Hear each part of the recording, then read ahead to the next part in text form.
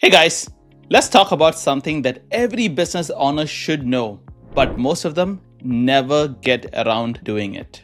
And that is systemizing their business. Now, I get it. It's like taking vitamins. We all know we should be doing it, but life gets in the way. But trust me, if you want to win the real game of business, systemizing your business is the starting point. And today, I will show you in 5 easy steps how you can systemize your business. You don't need any software, any complicated terminologies, or anything else. Let me quickly introduce myself. My name is Anish, and I'm a business owner and an M&A strategist. I have bought and sold company, and I know what's it like being on both sides of the table. These days, I help many business owners with their M&A strategy, whether it is building a sellable company and helping them get top dollars for it, or acquiring and growing their portfolio of companies. And through this channel, I share a practical, no BS advice to business owners to build real wealth through business ownership. And now, the topic of systemizing your business is so important because if you want to win the real game of business, you want to build a business that has an enterprise value. And what I mean by business value, I'm talking about value that you can sell your business for a few $100,000 or few $1 million so you can live your dream life. And if you follow any successful entrepreneur or business owner, they all have made real wealth by building enterprise value and cashing out big. And systemizing your business is the first step towards it. Now, step number 1, the very first thing that you should do to systemize your business is documentation. Because we have to know what's exactly happening in our business. Most business owners will say, oh yeah, everyone knows their role, we all know what's going on, we have a good rhythm going on. But when we start digging deeper, we start realizing that's in their head. It is not written down anywhere. And when we start writing down those things, we start uncovering a lot of things that happens within a small business that we might think is smaller things, but they can add big value when that is systemized. Okay, so here is what we need to do. We need to document everything. And I'm talking about daily task, weekly task, monthly task, quarterly task, and even annual stuff like a tax filing or your licensing renewal. So we usually start by capturing the day-to-day activities because that's where 80% of the action happens. But as time goes on, we add those recurring monthly and quarterly tasks. And this part can take a few months, but it is the foundation. And once it's on pen and paper, we can start building from there, okay? And when I talk about systemizing a business, many people think about, our softwares. They all think that, we need a software to track everything. We need to maybe have Notion or Monday.com or Go High Level, Jobber, or whatever that may be. But I'll tell you, these softwares can get pretty complicated and you'll be spending more time fixing these softwares instead of actually documenting the process. So we can get to the software later on, but let's start with documenting the old school way. Just pen and paper, writing down every single task that happens within your business. Okay, and that might include your role, your employee's role, your manager's role, every single person, even your contractor. Like, how does that process go communicating with the contractor? And when they bring the deliverable, who is it being communicated to? We need to look at all those things together. Okay, step number 2 is process mapping. Now, when it comes to step number 2, this is where we connect all the dots. We take all those documented tasks and map out how everything ties in together.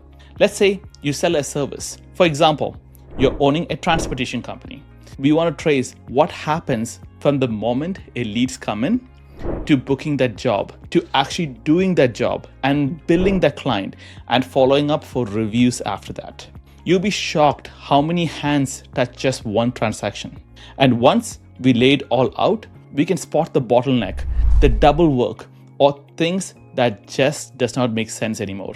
Okay? So I own a transportation company myself, and I have done this for my own company. And I can tell you there's a lot of things when it comes to a traditional business that we often miss. We talked about when the leads come in, we even track how those leads come in, what kind of metrics we have, and what we need to invest into marketing to get those leads.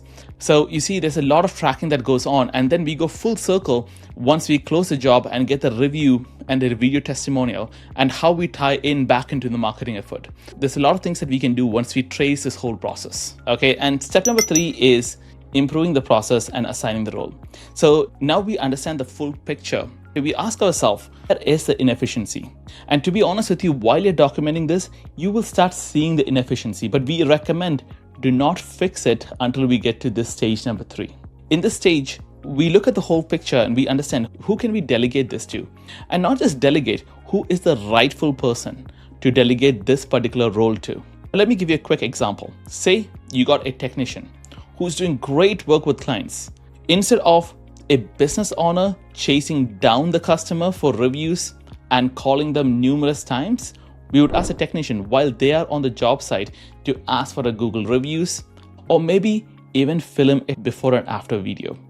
And then the technician would actually put it into a group chat that would be passing on to a marketing team so they can advertise and showcase that work. So you see, in a normal process, what used to happen, at least in our company, is that when the technician leaves, they say goodbye and leave. Then there is a business owner or an admin staff who's chasing after the customer for those reviews, and then taking those reviews and passing on to the marketing team. So this is highly inefficient process. We want a high-performing technician sometime to do that process for us. And through this process, now your marketing team has raw content that they can run with, okay? And they could turn that into a social media post, a promo video, an email blast, you name it. But if there is no process, you know who's doing all the work. Chances are it's a business owner. You are running to the job site, you're taking video, emailing to the editor, sending to your marketing team, and that's how business owners get stuck in the operation. Systemization removes you from being glued to that process that holds it all together. And then we move to step number 4, which we call pressure testing. And this next step is where things get real. We pressure test the whole process. This means we actually test the process in different degrees. And the best way to do that is for the business owner to take a vacation. Seriously, we tell business owners, take a vacation, maybe even for a week or a month, and let only one person have access to you for emergencies.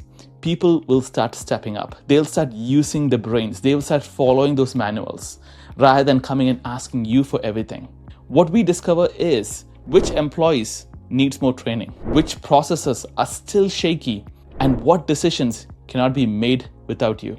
You know, business owners usually are very hesitant to do this.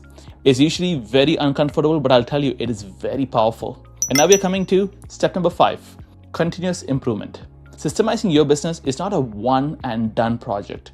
It's an ongoing activity. And every time the business grows, the system needs to evolve with it. What we usually do is we do another pressure test. You know, sometimes we ask the business owner to leave at a very busy season to understand that if there is something that will draw the business owner back into it. And this is where we really understand if the business is really systemized. After this, the business owner looks at the business very differently. They start spending more time, dealing with more clients. They spend more time building their business, maybe expanding another branch, or maybe acquiring a competition, whatever that may be.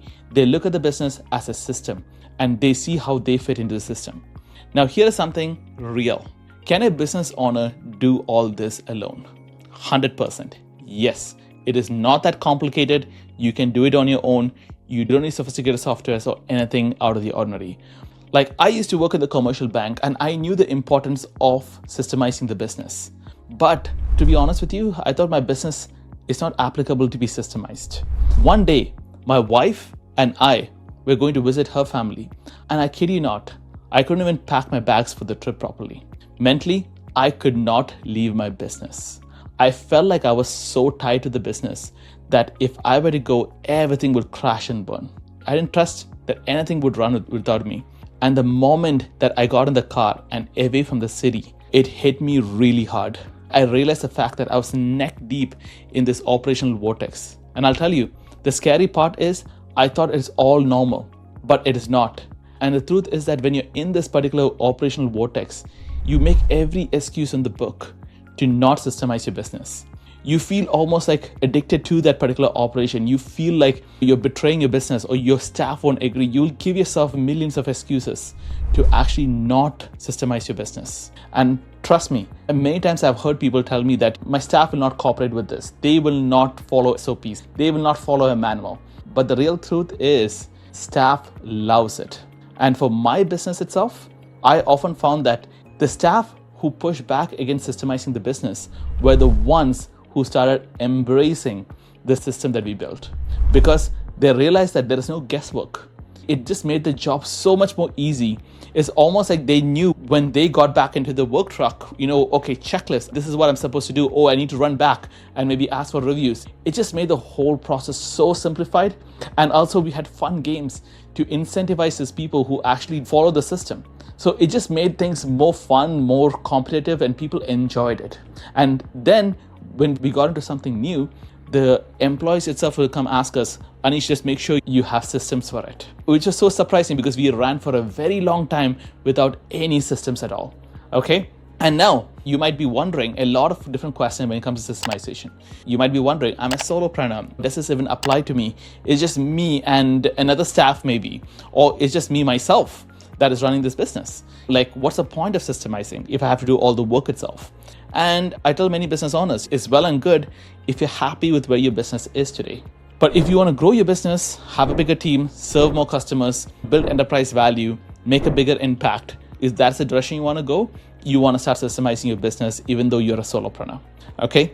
And I plan to make a video for solopreneurs to help you understand a little bit more about how to systemize in your particular case.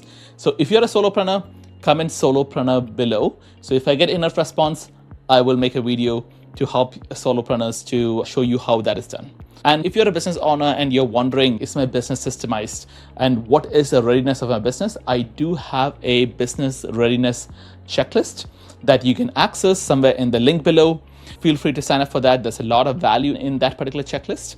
If you need any help, if you're stuck, if you feel like this is something that you need to talk to someone to, I'm just starting my YouTube journey right now. I want to give as much value to my audience who are listening to me. So feel free to reach out. There should be a booking link somewhere in the link below.